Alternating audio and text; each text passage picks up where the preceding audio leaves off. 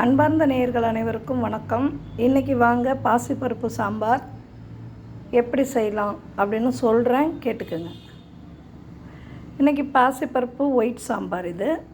இதுக்கு தேவையான பொருள் பாசிப்பருப்பு கொஞ்சம், ஒரு கைப்பிடி அளவு சின்ன வெங்காயம், ஒரு 4 பச்சை மிளகாய், 2 தக்காளி, உப்பு போட்டு குக்கரில் வேக வச்சுருங்க. அதுக்கு பிறகு ஒரு கரண்டி வச்சு உளுந்து சோம்பு வறுத்து வச்சுக்கோங்க. அதில் தேங்காய் போட்டு சொரன்னு அரைச்சி வச்சுக்கோங்க.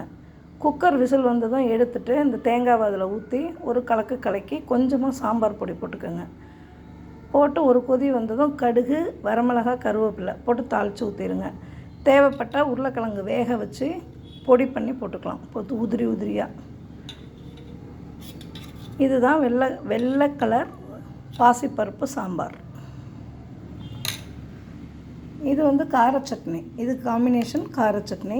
இந்த சட்னி சின்ன வெங்காயம், மிளகாத்தூள், உப்பு 3ஐயும் போட்டு தண்ணி விடாமல் அரைச்சி எண்ணெய் ஊற்றி குழப்பி சாப்பிட்லாம். தேவைப்பட்டால் கடுகு, கருவேப்பிலை போட்டு தாளித்து கொட்டிக்கலாம்.